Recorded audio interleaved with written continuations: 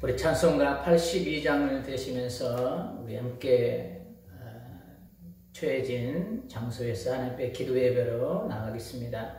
82장입니다.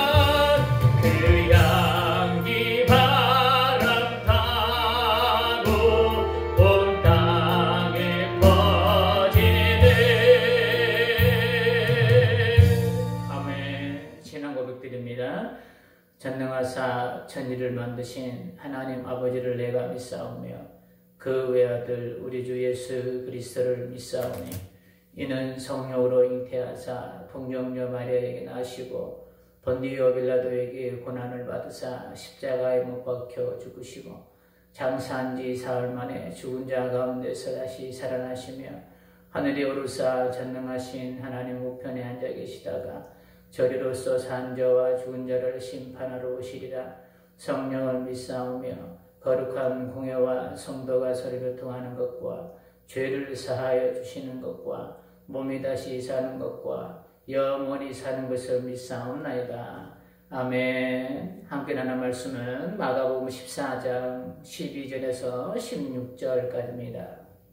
마가복음 14장 12절에서 16절까지입니다. 공독해 드립니다. 목요절의 첫날 곧 6월절 양 잡는 날에 제자들이 예수께 여짜오되 우리가 어디로 가서 선생님께서 6월절 음식을 잡수시게 준비하시기를 원하시나이까 하며 예수께서 제자 중에 둘을 보내시며 이르시되 성내로 들어가라. 그리하면 물 한 동이를 가지고 가는 사람을 만나리니 그를 따라가서 어디든지 그가 들어가는 그 집 주인에게 이르되 선생님의 말씀이 내가 내 제자들과 함께 6월절 음식을 먹을 나의 객실이 어디 있느냐 하시더라 하라. 그리하면 자리를 펴고 준비한 큰 다락방을 보이리니 거기서 우리를 위하여 준비하리라 하시니 제자들이 나가 성내로 들어가서 예수께서 하시던 말씀대로 만나 6월절 음식을 준비하니라. 아멘. 코로나가 너무 많이 일어나서 영상으로 함께 예배를 드리기를 소망하면서 영상으로 올려드립니다. 여러분의 처해 있는 그곳이 예배처가 되기를 원하고 기도의 초소가 되기를 소망하는 마음으로 함께 은혜를 나누겠습니다.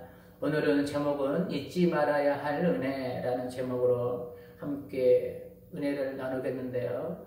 오늘은 6월절이라는 관점, 6월절 절기의 관점을 두고 중점을 두고 6월절 안에 감추어진 하나님의 그 은혜와 뜻을 함께 살펴보도록 하겠습니다. 먼저 14절에 보면 6월절 절기가 기록되어 있습니다. 이 두 절기에 대해서는 지금은 간략하게 알아보고 결론에 가서 더 자세하게 더 알아보도록 하겠습니다. 이 6월절 절기는 온 애굽 땅에 죽음의 그림자가 들어올 때에 어린 양의 피를 문지방과 이 설주에 바른 집은 이 저주, 죽음의 그림자가, 이 죽음의 저주가 넘어갔다라는 영어로는 크로스 오버라는 뜻을 가지고 있는 절기가 바로 이 6월절 절기입니다. 이 6월절은 죽음에서 구원받는 날입니다. 이 죽음의 그림자가 나를 지나갔다는 거예요. 그래서 내게 임하기로 예정된 이 죽음의 그림자가 그 어린 양의 보혈의 피로 말미암아 이 어둠의 그림자는 나를 지나가서 나는 살아난 그런 절기가 바로 이 6월절입니다. 그렇기 때문에 이 6월절 절기는 바로 축제의 날인 거예요. 그 누구도 누릴 수 없는 오직 구원받는 백성만이 어린 양의 보혈로 말미암아 이 깨끗이 씻음받은 이 어린 양의 보혈로 말미암아 덮음받는 그런 영혼들만이 누릴 수 있는 이 축제의 절기가 바로 이 6월절이라는 겁니다. 이 6월절이 지나고 바로 무교절이 시작됩니다. 이 무교절은 430년에 애굽의 압제와 종살이에서 해방되었던 것을 기념하기 위해서 하나님께서 제정하신 이 절기입니다. 이 두 절기를 간단하게 한번 살펴보겠습니다. 이 두 절기는 이스라엘 백성에게는 조금 전에 말씀드렸듯이 감격스러운 날입니다. 왜냐하면 다시 한번 설명드리지만 죽음의 그림자가 넘어가는 절기가 6월절이고 이 애굽의 430년 동안의 그 종살이에서 해방되었던 날이 무교절이기 때문에 이스라엘 백성들에게는 아주 축제의 날인 거예요. 즐거운 날인 거예요. 아주 감격스러운 날인 거예요. 이런 감격과 축제의 날은 이 절기를 앞에 두고 오늘 본문에 대제사장들과 서기관들과 그리고 가룟 유다의 모습을 우리가 한번 살펴보겠습니다.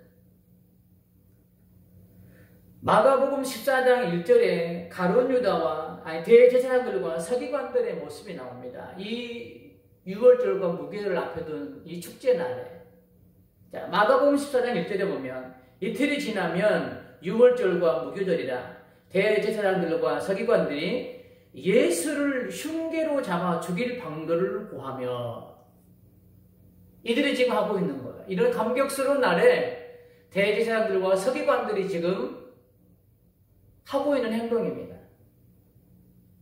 가룟 유다는 또 어떻습니까?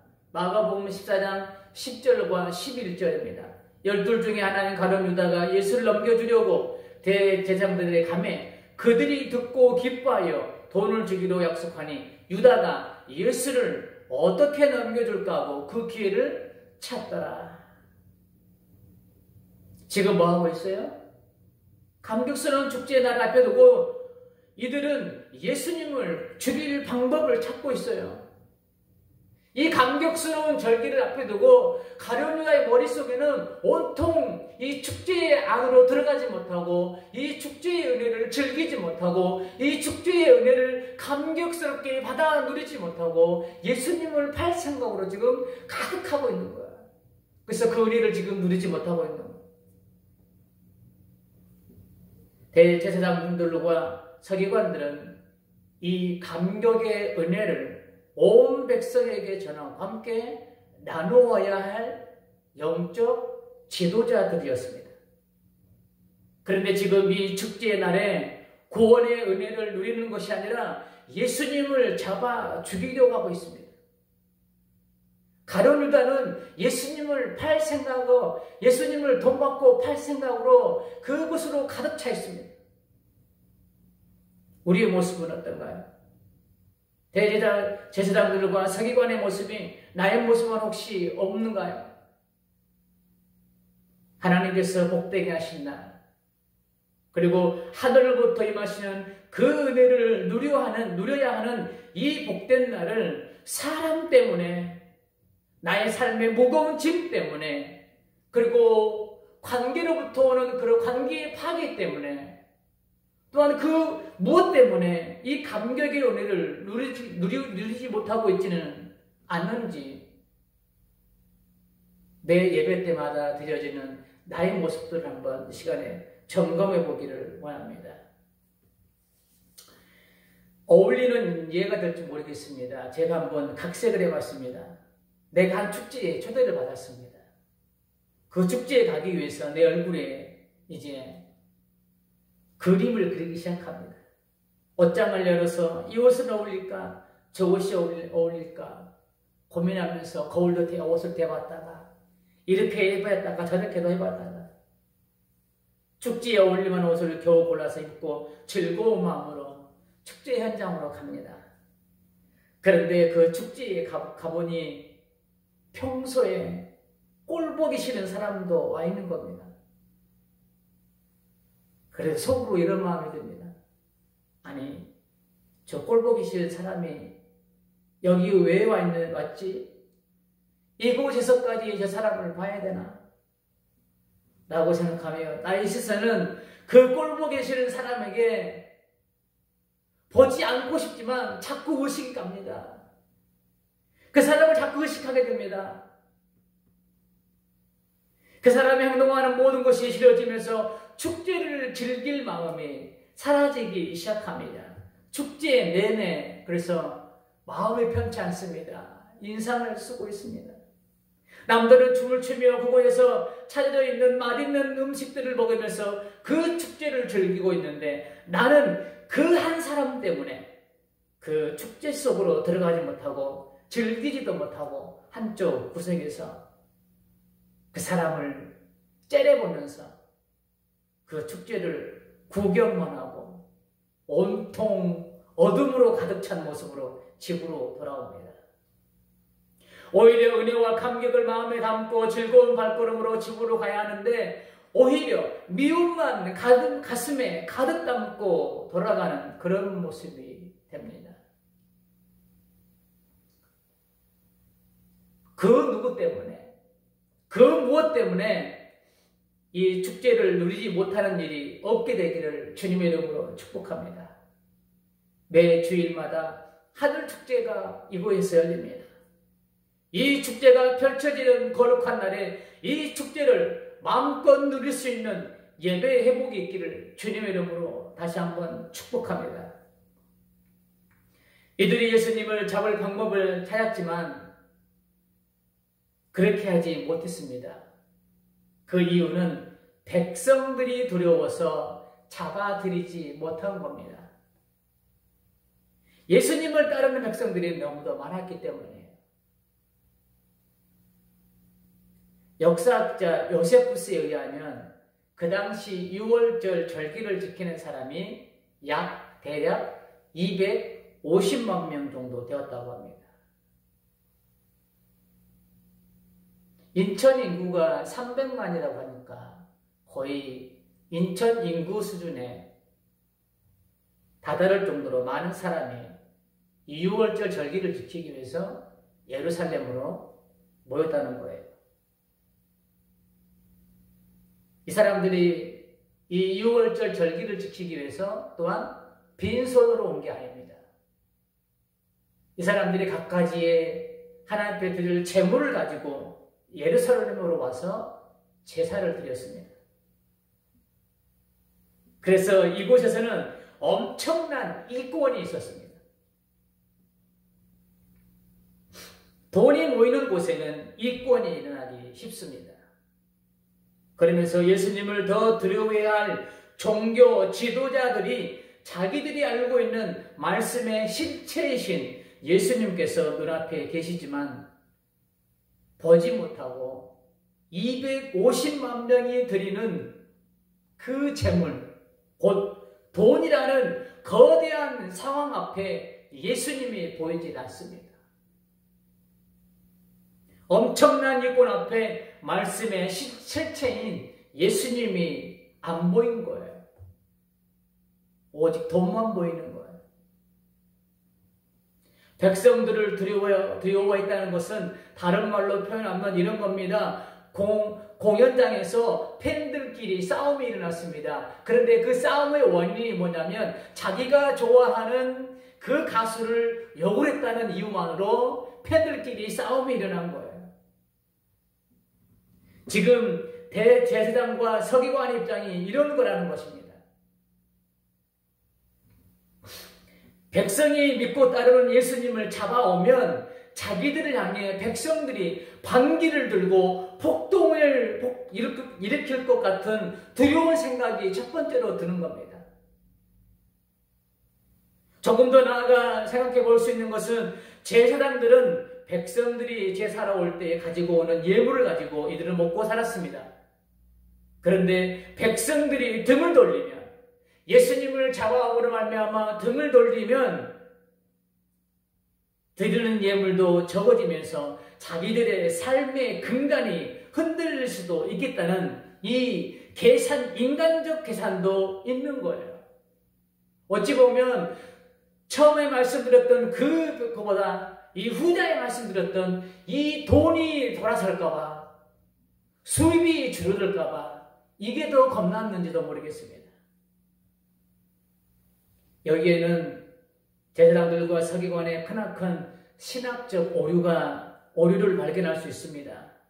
그것은 지금 자기들이 누리고 있는 지금의 이 삶의 은혜가 백성들로부터 오는 것으로 착각하고 있는 거예요. 백성들이 드리는 제물로 그들이 살고 있는 것은 현상에 불과합니다. 현상은 그렇습니다. 그러나 실질적으로 그 이면에는 백성들이 그 대제사장들과 서기관들을 먹여 살리는 것이 아니라 하나님이 움직이고 계신다는 이 은혜를 그들은 놓치고 있는 거예요. 무엇 때문에요? 250만이라는 그 어마어마한 이스라엘 백성들이 가져온 그 재물의 눈이 가려워져서 하나님의 섭리와 은혜를 그들은 믿지 못하고 누리지 못하고 있는 거예요. 그 백성들이 자기네들을 먹여 살린다는 생각을 가지고 있는 거예요. 인본주의적 신앙이 그들에게는 팽배하게 있었던 거예요. 소망이는 예수님만이 나의 삶의 힘이시라고 고백할 수 있기를 주님 여러분으로 축복합니다. 예수님이 나의 삶의 주인 되심을 고백하기를 원합니다.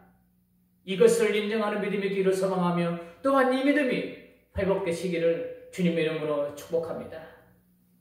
질문 하나 던집니다. 나에게 예수님은 어떤 분이며 어느 만큼의 값어치가 있는 분이십니까? 예수님을 값어치로 표현한다는 게 참 죄스럽지만 이런 질문을 해봅니다. 서열의 문답 1번의 내용이 무엇입니까? 인간의 제일된 목적을 질문하면서 그 답을 하나님을 영화롭게 한다고 이야기하고 있습니다. 그래서 이사야 선지자는 이렇게 우리의 창조 목적을 하나님께서 말씀하고 계십니다. 이사야 43장 21절입니다. 이 백성은 내가 나를 위하여 지었나니 나를 찬송하게 하려 하느니. 인간의 제일된 목적은 하나님을 영화롭게 하는 거예요. 그런데 그 하나님을 영화롭게 하는 방법 중 하나가 하나님을 찬송하는 일이 있다는 겁니다. 이사야 42장 8절에 보면 또 이런 말씀이 있습니다. 나는 여호와이니 이는 내 이름이라. 내 영광을 다른 자에게 내 찬송을 우상에게 주지 아니하리라. 오직 여호와 하나님을 찬송할 수 있는 자격은 누구에게만 있냐면 하나님의 자기 백성들에게만 허락하셨다는 거예요. 다른 말로 하나님께서는 우리의 찬송을 기뻐 받으신다는 거예요. 하나님은 우리의 찬송을 통해서 영광을 받으신다는 거예요. 그리고 우리 그런 찬송을 소망하고 계신다는 겁니다. 그러나 우리 인간은 내게 주신 것들을 가지고 이렇게 바꾸어버립니다. 로마서 1장 23절 말씀입니다. 썩어지지 않는 하나님의 영광을 썩어질 사람과 새와 짐승과 기어다니는 동물 모양의 우상으로 바꾸었느니라.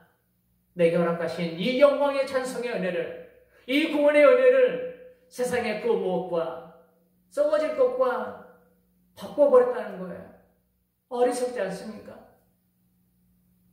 어찌 보면 우리가 금반지하고 다이아 반지하고 바꿔버리는 것과 같은 현상일지도 모르겠습니다. 실질적으로 금반지와 다이아 반지를 바꿀 사람은 없습니다. 그러나 우리 모습이 어찌 보면 이런 어리석은 금반지와 다이아 반지를 바꿔버리는 그런 어리석음을 범하고 있는 모습이 우리의 모습이 아닌가 한번 생각해 보기를 원합니다. 우상이 무엇입니까? 하나님보다 더 사랑하면 그것이 우상인 거예요. 하나님보다 더 기뻐하는 것이 있다면 그것이 우상인 거예요. 우리의 가장 근본된 삶은 주님을 영화롭게 하는 데 있어야 합니다. 주님을 기쁘시게 하는데 우리의 삶의 목적이 있어야 됩니다. 그래서 우리의 삶의 목적을 이렇게 말씀합니다. 고린도전서 10장 31절입니다. 그런즉 너희가 먹든지 마시든지 무엇을 하든지 하나님의 영광을 위하여 하라. 우리의 삶의 목적이 되어야 됩니다.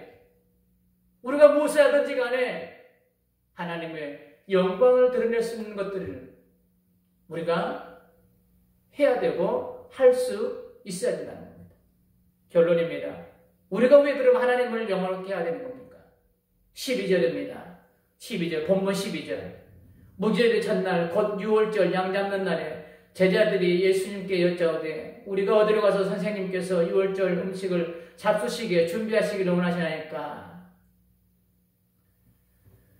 우리가 하나님을 영화롭게 하는 이유가 여기 있습니다. 죽음의 사자가 온 애국 땅을 덮을 때 어린 양을 죽여서 그 피를 문지방과 물소주에 어린 양의 피가 묻어 있으면 죽음의 사자가 지나갑니다. 이것이 유월절 은혜라고 서두에서도 말씀드렸습니다. 이 죽음의 시간을 지나서야 지나서야 바로가 이스라엘 백성들을 출애굽시켜 줍니다. 이스라엘 백성은 어린 양의 일생을 통해 죽음을 면하고 새로운 세계로 나갈 수 있는 은혜를 얻은 거예요. 그렇기 때문에 우리가 이 하나님의 은혜를 잊지 말아야 되고 이 하나님을 우리가 영화롭게 해야 된다는 겁니다. 이처럼 죽음이 가득한 애국과 같이 죄악이 관영한 이 땅에 어린 양으로 오셔서 피 흘려주심으로 죽음의 사자가 나를 넘어가는 은혜를 내가 받아 누리고 새로운 삶을 누리고 있습니다. 예수님의 죽으심은 그 죽음으로 끝나는 죽음이 아닙니다. 나에게 새로운 생명과 새로운 세계를 열어주시기 위한 새로운 출발이 바로 그 십자가의 죽음이라는 거예요. 육체적 죽음, 이 땅의 인간적 죽음은 다 끝난 것으로 생각합니다. 그러나 예수님은 새로운 출발을 여는 죽음이 있다는 거예요. 고린도후서 5장 17절에서 그래서 이렇게 말씀합니다. 그러나 누구든지 그리스도 안에 있으면 새로운 피조물이라. 이전 것은 지나갔으니 보라 새 것이로다.